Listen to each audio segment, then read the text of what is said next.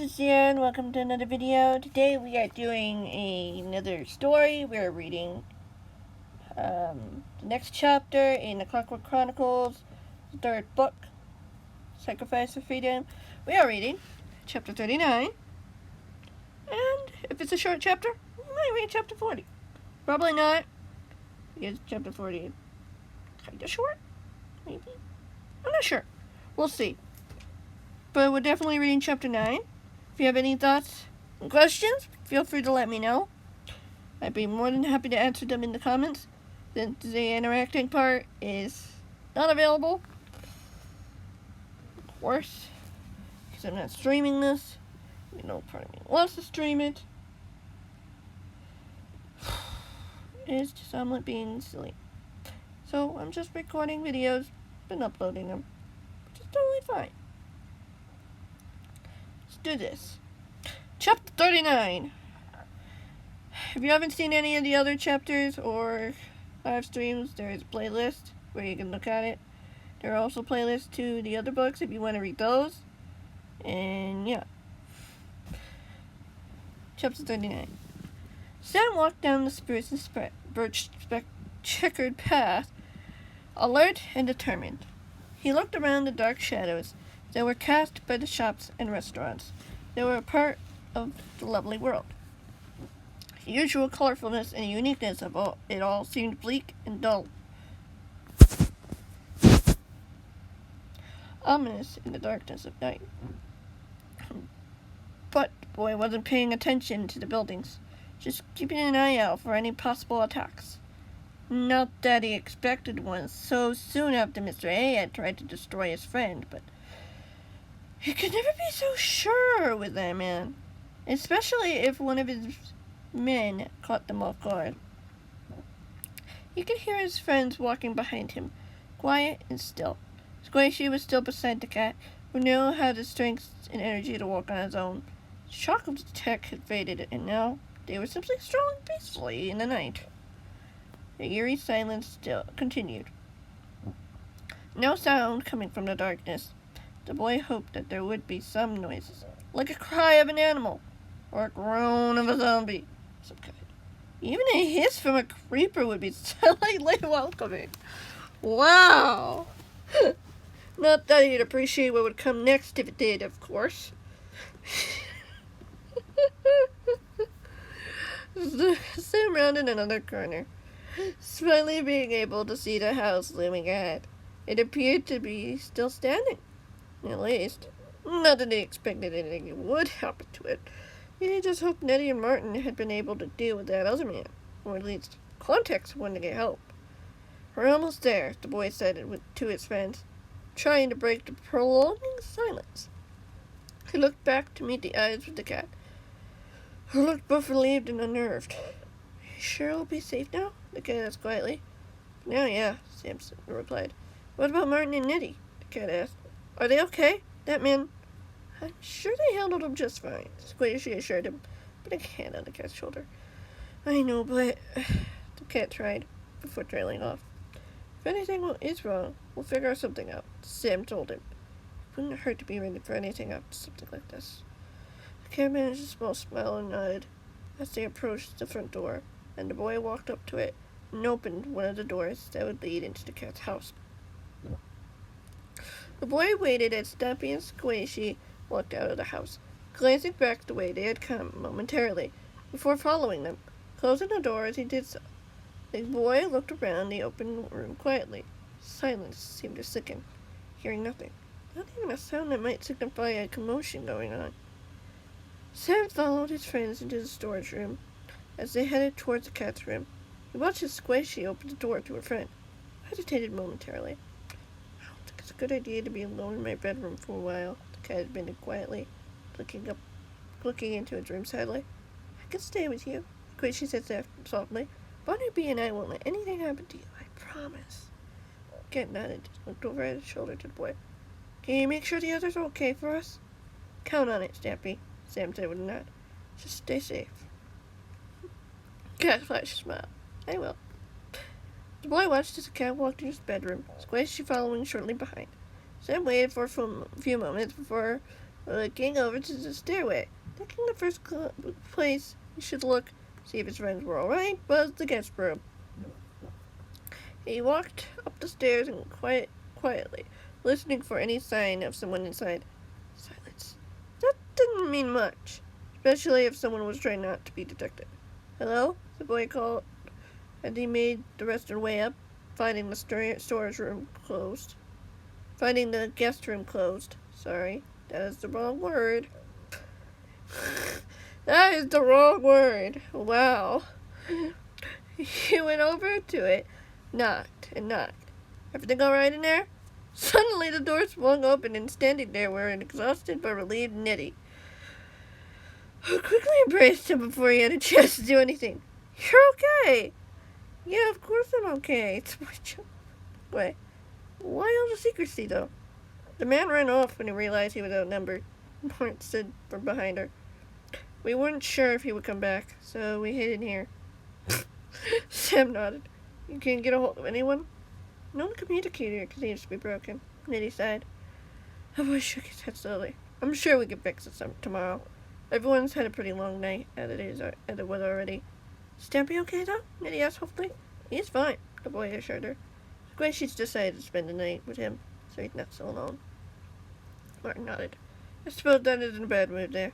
I agree, the boy replied matter-of-factly. But we still have to be careful. Mr. A is still out there, and there's no telling what that man might do next if he really wanted to get to Stampy, or one of you. He won't win, Martin said defiantly. Martin's right, Nettie agreed. If we did it together, no matter where we are, I'm sure we can stop somehow. I hope so, Sam replied. Right now, I think it's a good idea to call it a night. I can make sure everything's clear. No, I believe I could do that just as well, Martin corrected. Well, you need rest. You're the one saving lives tonight. Sam sighed and nodded. Be careful. Don't worry, I will, Martin assured him. As you should be, Nettie replied matter-of-factly. Just be ready to be by the hour. I'll see what I can do. Good night to the both of you. Good night. Sam nodded, cutting his friend through as he followed Nettie into the guest room. He went over to the bed, pulled back the covers, his mind trying to retain all of the information he had learned and what he had done that night. Something on your mind? Nettie asked, startling the boy. He looked over to see if she had gone to her bed. No, just tired, aren't you? Sam asked. Yeah. Well, I really hope that man doesn't come back, she admitted, shivering. The boy noticing her glance away. Deep down, he knew that she wasn't just talking about Mr. A in that sentence. Not doing this alone, Sam replied. They'll only win if we let them, and we won't let that happen. She nodded. Did that man hurt Stampy? Not too much, the boy replied. But it could have been worse. Mr. A won't give up, will he? Nettie mused quietly. He won't, Sam agreed. But neither will we. I believe you, she replied softly. She climbed into bed and pulled the covers over herself. I hope it's enough. Me too, Sam agreed as he climbed into his own bed, wishing her good night as he laid his head on the pillow, slowly drifting off to sleep as he did so, knowing full well that this was not the end, only the beginning, and his friends still needed him. All of them did, every step of the way, just as he needed them. They would do it together, no matter what. We're going to read on to chapter 40, because we just hit the 8-minute mark, and I'm just like, no, let's continue. Let's finish this. Let's see if this works. Oh. Chapter 40.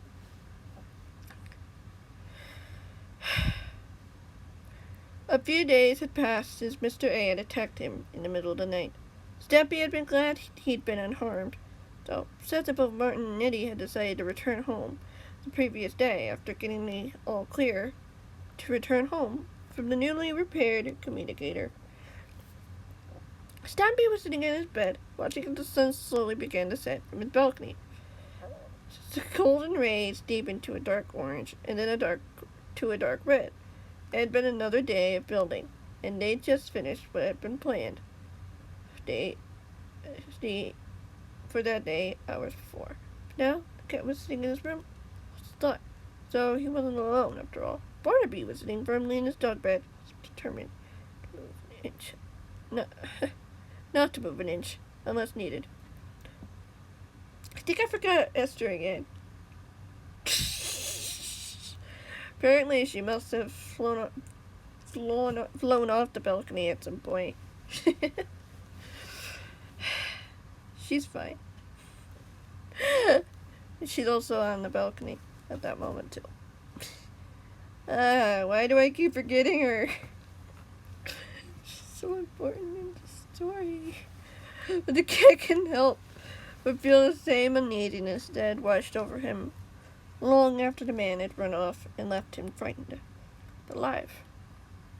Mr. A had failed at eliminating him, which was good, but it also meant he would keep coming, not stopping until he finally got what he wanted, to see the cat destroyed, one way or another. That thought was cold and dark, a sinking reminder that he knew he'd never be free of it until that man was stabbed once and for all. He shuddered as he remembered the man looming over him with the dagger against his throat. Those dark eyes were cold and hungry for revenge, angered by those who had wronged him, tormented and scarred, still crooked and cold.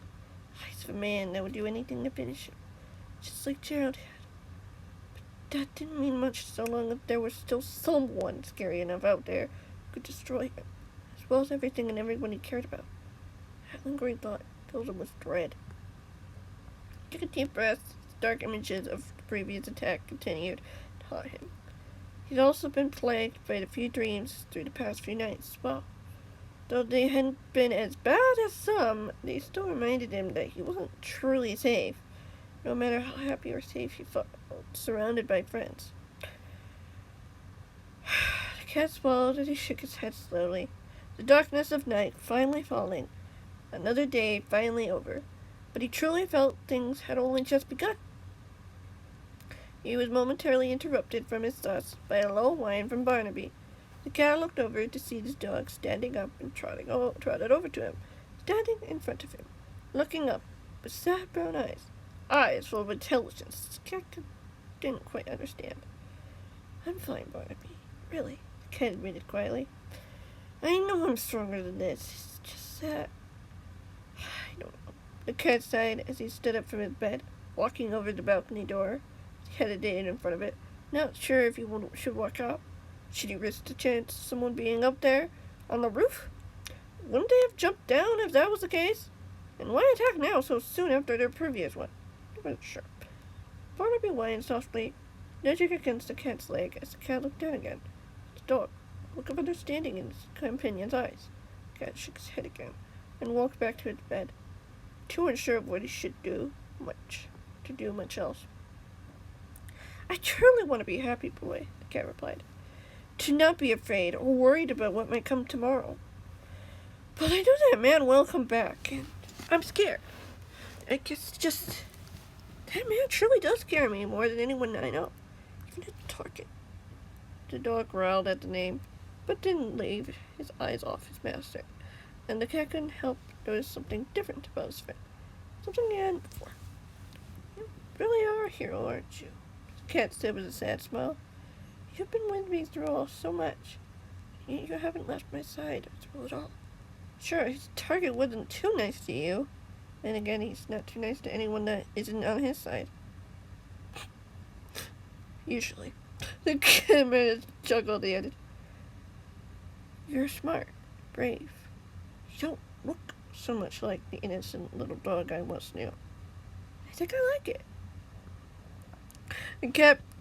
The dog perked his ears up slightly and cocked his head curiously. The cat laughed.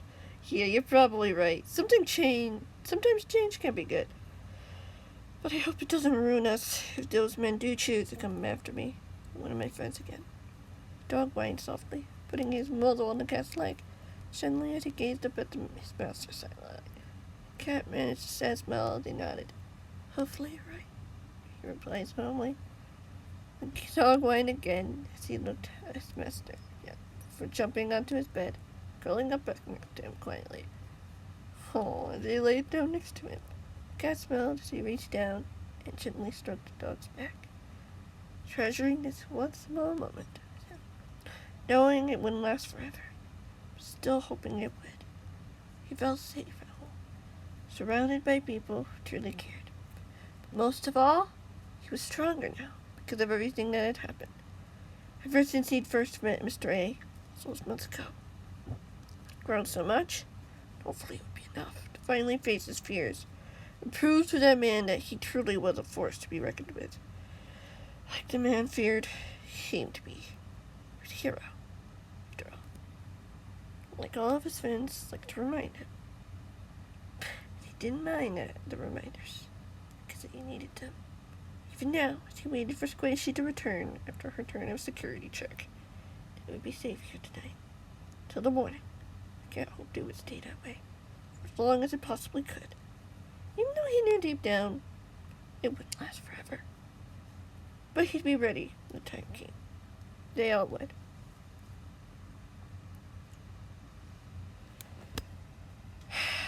That is the end of book 3 of the Clockwork Chronicles.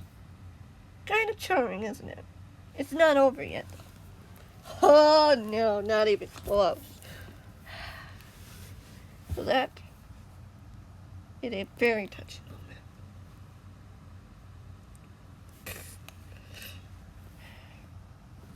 Kinda wish dogs could do that. Cats can do that.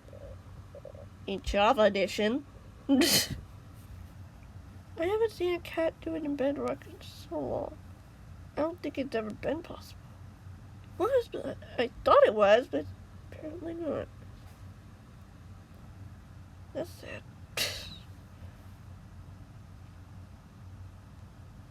Anyway, that's the end of that chapter. The end of that finale. I'm gonna just label it as the finale. Because it is the finale.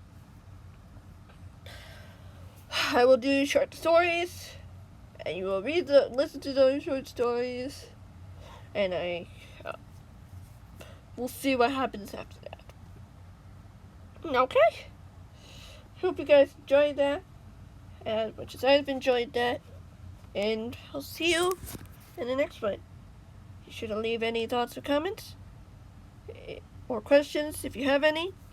If you have any ideas for short stories, feel free to let me know. I've got a few ideas that I'm working on. You may or may not know.